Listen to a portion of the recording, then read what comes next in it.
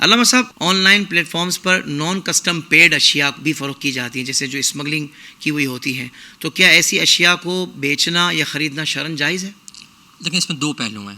ایک پہلو یہ ہے کہ کسی مال کو جو حلال مال ہے، جائز مال ہے، اس کو بغیر ٹیکس پے کیے ملک میں لے کر آنا، یہ ایک الگ عمل ہے. اس کو بیچ کر اس سے اجرت حاصل کرنا یا پیسہ حاصل کرنا، یہ الگ معاملہ ہے. یہ دونوں الگ الگ ہیں. یہ چیز کسی بھی ملک کی قانون کی خلاف ورزی جو جائز معاملات پر بنی ہو، اگر اس پر قانون بن گیا تو اس قانون کی پاسداری کرنا ضروری ہوتا ہے. ٹھیک ہے نا؟ اگر پاسداری نہیں کریں گے تو یہ مکروہ تحریمی عمل ہے. صحیح. اس کو آسان زبان میں سمجھ سکتے ہیں. ٹریفک سگنل ہے، اب ٹریفک سگنل پہ رکنا یہ واجب ہے ہم پر.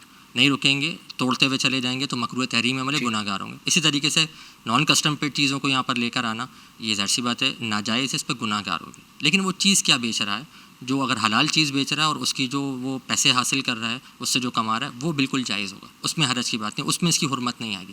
عمل کا ناجائز ہونا اور اجرت کا ناجائز ہونا، ان دونوں میں بڑا فرق ہوتا ہے. صحیح. یاد رکھیے گا. لہٰذا اگر کوئی اس طرح کر رہا ہے تو اس کو نہیں کرنا چاہیے، لیکن جو اس نے پیسہ کمایا وہ اس کے لیے بالکل حلال ہے شرعی اعتبار سے. میں قانونی پہلو اس وقت ڈسکس نہیں کر رہا ہوں. دوسرا یہ کہ کیا اس کا خریدنا جائز ہے یا ناجائز ہے. لیکن خریدنے میں تو معاملہ یہ ہے کہ کسٹمر کو اس بات کا آئیڈیا کرنا کہ نان کسٹم پیڈ ہے یا نہیں ہے، یہ بڑا مشکل کام ہے. اور ہمارے یہاں عرف بھی رائج ہے کہ لوگ نان کسٹم پیڈ چیزیں خرید رہے ہوتے ہیں، تو جو ہمارے قانون ساز ادارے ہیں یا قانون کو عمل درآمد میں لے کے آنے والے ادارے ہیں، وہ کبھی بھی کسٹمر کو نہیں پکڑتے، وہ بیچنے والوں کو ہی پکڑتے ہیں، کیونکہ ان کے پاس کوئی ایسا کرائیٹیریا نہیں جس کے جج کر سکیں کہ یہ نان کسٹم پیڈ ہے یا کسٹم پیڈ. بالکل صحیح. پھر اگر آپ سمجھیں تو ہمارے 2 صوبے ایسے ہیں کہ جہاں پر لوگوں کا بیسک بزنس ہی نان کسٹم پیڈ پہ بیس کرتا ہے، خاص طور پہ بلوچستان پہ.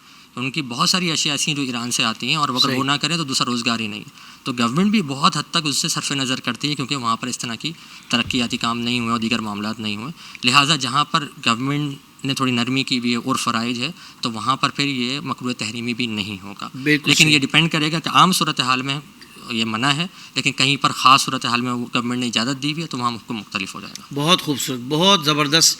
دیکھیں، جن کی حالات پر نظر ہوتی ہے، جو معاملات کو سمجھتے ہیں، یہی تدبر علماء کرام کے پاس ہمیں نظر آتا ہے. کہ عام بندے سے آپ پوچھیں گے تو وہ ایک دنیاوی طور پر آپ کو مسئلہ جانتا بھی ہوگا تو بتائے گا، مگر عالم دین ان کا انداز الگ ہوتا ہے. اسی لیے کہتے ہیں کہ اگر آپ کو نہیں پتہ تو پھر آپ اہل علم سے پوچھیں. قرآن بھی یہی کہتا ہے نا، فاسألوا اہل الذکر ان کنتم لا تعلمون. تو الحمدللہ IDS یہ موقع ہمیں پرووائڈ کرتا ہے.